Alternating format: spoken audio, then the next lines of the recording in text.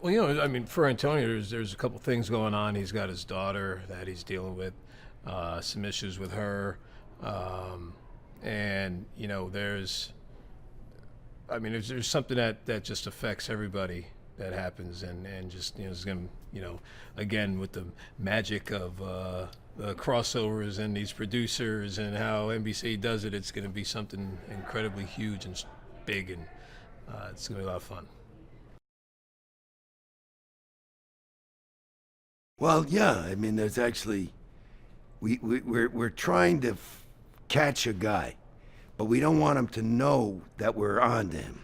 So we have to kind of sneak around, and we come up with a bright idea, which is to use some of the characters from Fire who have a relationship in a kind of ancillary way with this guy, and we do a little kind of, you know, smoke and mirrors setup thing using them to be kind of undercover cops in a way, and but it's logical and believable. It's not, you know, one of those cute little things where give her a gun and let her go.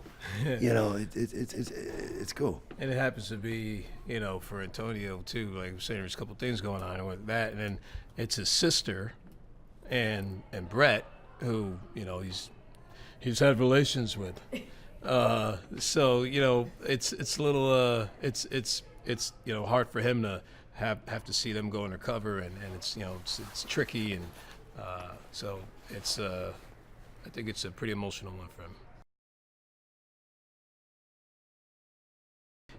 It makes sense, you know, when especially with what we're dealing with, you know, and the bombing, and how it's you know, everybody gets involved, you know, like in real life, you know, the fire department, police, you know, EMTs. So I think it's that's actually something that would happen on a more day-to-day basis. But you know, not every episode could be like that. But you know, so when we have that one opportunity to show something that's true to life, you know, I think it's a lot of fun. Yeah.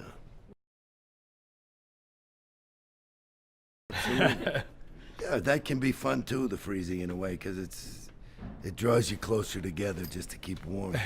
But yeah, no, the first thing you need is a good script, and consistently, that's one of Dick's kind of strong points, and then, you know, you try not to mess it up, you know, and maybe even add to it, and have fun doing it.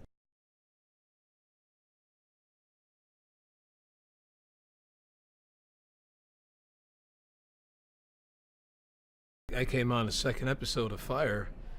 You Yeah, know, we were on That's right. Oh my gosh. We were on the second episode. That's Well, right. I mean, I was thinking, okay, this is a show, and they asked me to do it, and I thought, I think I can do some of this character, but my main intention was to help them have their show succeed. Mm-hmm.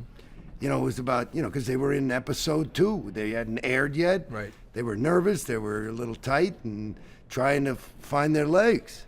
When you know, so, you know, and I think, you know, we were more older, experienced, except for like Eamon. Right.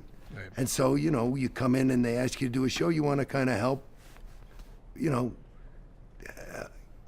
bring some stability and help them succeed. That's kind of part of your job. And maybe that's the attitude that helped us create our own thing.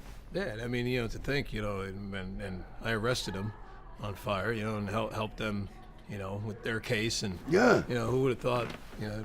All I did was Hey, it was try great to to get have 100 Casey days. killed. I don't understand why they hold a grudge. You know, threatened his girlfriend. So what?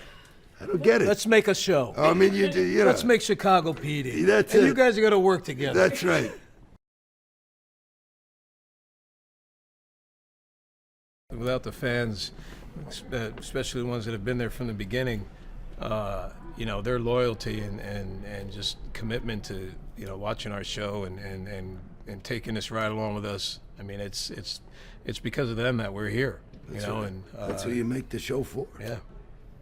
And we welcome all the new fans that are coming on. That's right.